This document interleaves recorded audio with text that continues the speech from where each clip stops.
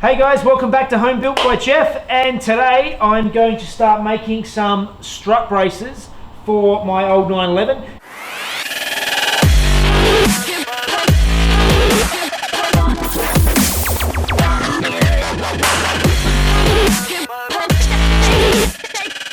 The next step is to build a strut brace for this car. So basically what that is, for those who don't understand it, is basically to tie the strut towers together, because this whole front tub is basically just simple sheet metal structure that can flex and move, particularly when you're cornering hard. So what I've got to do is I've got to put a steel brace from one side to the other and work out how to do that the nicest way possible.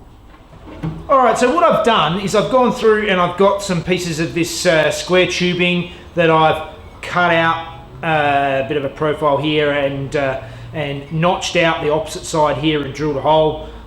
Pretty straightforward. And what you can see here is I've just got the magnets holding it on, but I'm going to sit these on either side of the towers so that I can run a bar in between and then bolt it on. I don't want it permanently fixed. I don't want to weld it in because I want to be able to get around and fix it up if I need to. So this is what I've come up with, and I'll be able to weld a captive nut on one side so I can just unbolt it quite quickly and easily.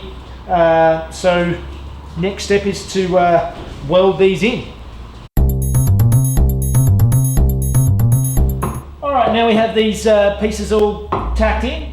What I've done now is I've cut out this piece of tube, and it's a nice tight fit in there. So next bit is to drill a couple of holes, and that first bit is done. Now I've got these towers braced across, the next step I'm going to do is actually something they did in the original 1973 RSRs and a lot of the early cars. So what they did to reinforce it, to stop extra twisting, because they've stopped the twisting this way, but they really want to stop a bit more torsional twisting. So what they did was they would do a cross brace, like a big X in the front, tying the front corners to this strut tower brace. Now I'm going to do the same thing. I'm going to have it, they obviously had it welded in, I'm going to have it removable so I can get to my spare tyre and everything else. So the next step is to build these cross braces for the front of the car. Alright, so I've cut out this piece of tube here that is roughly in the size and shape that I need, but now I've got to work out how I'm going to mount it to the body of the car. Now obviously I've got to leave space and keep it below the bonnet line so I can close the bonnet. That's where the old trusty manila folder comes back in handy again, and I've got to make a bit of a mount that this can bolt onto that'll sit into this corner. So let's get shaping.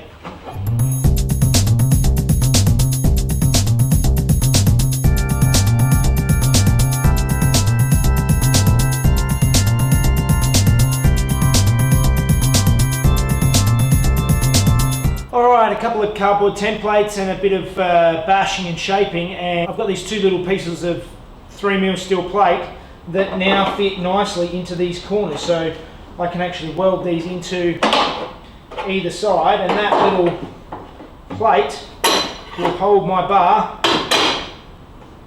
quite nicely.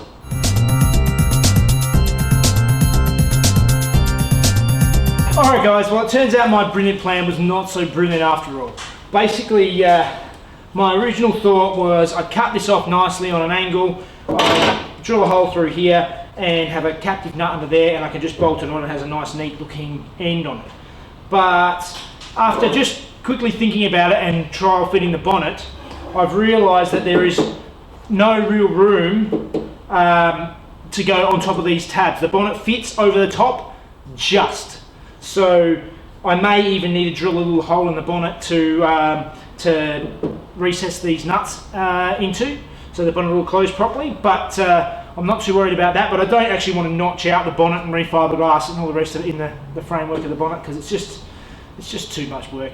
So change of plan, instead of bolting on top, I can actually bolt it underneath and drill through and weld the captive nut into the tube here, so it's not going to be the end of the world. It's just a change of tact for the pieces. So now I'm going to drill some holes through here and get them bolted up.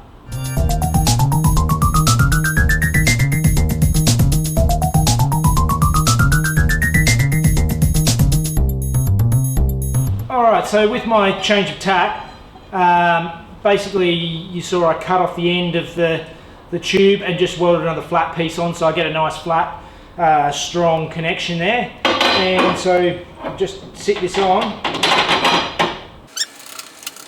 So now I've got to trim the tube to length and notch it the same way as I did in the roll cage to fit the diagonal bar up to the strut brace.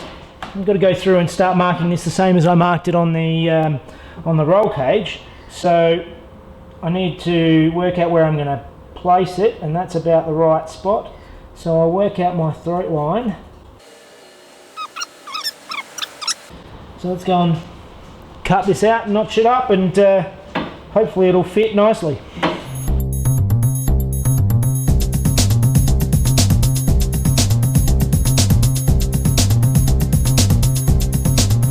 Alright, so now that's all in, it's tacked in place. The next bit is to actually get in and start building the other cross brace. It needs to be done in two pieces because obviously I can't run it straight through the centre of that piece there. For this piece of tube, I've already welded in the flat piece in the end cut and done exactly the same as I've done on the other side. This time, let's line it up. Alright, this piece here, I've just bolted it back in up here and it looks quite nice. The notch is beautiful. So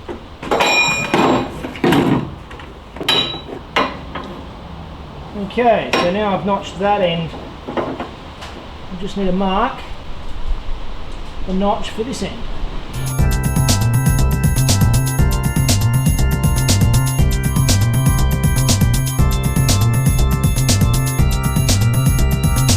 Alright, and there we have it. The front strut bracing is all done.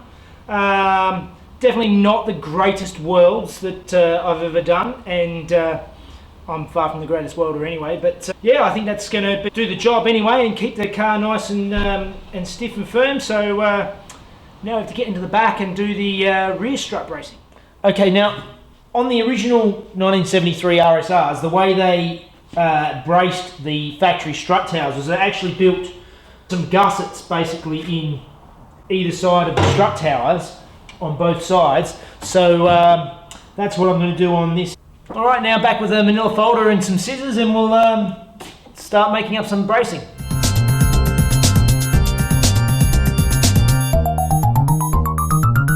And now I'm going to cut these little templates I've got out of some 3mm steel angle iron for no other reason than that's what I've got lying around.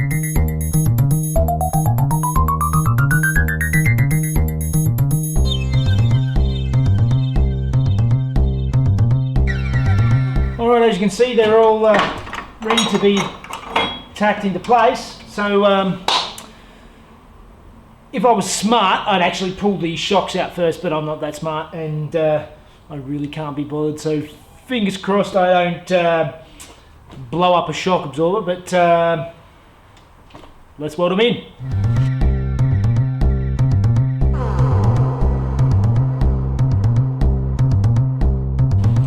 Alright, and we have our braces welded in. There's some pretty ugly looking welds, but that'll get the job done. So, alright guys, and that's another job down. And I think that is actually the final bits of fabrication to do on the body of the car before paint. I've got to go through and finish off doing the repairs to where I've welded in panels in the fruit, in the engine bay, inside of the doors. I've also got to go through and stone guard, so get everything ready for stone guarding, and then I can maybe put some colour on the car, whatever that ends up being. Hopefully you're enjoying the videos, and if you are, please like and subscribe to my channel, Home Built by Jeff, and you can also follow me on Facebook and Instagram, also Home Built by Jeff. So with that done, I think it's time for a coffee.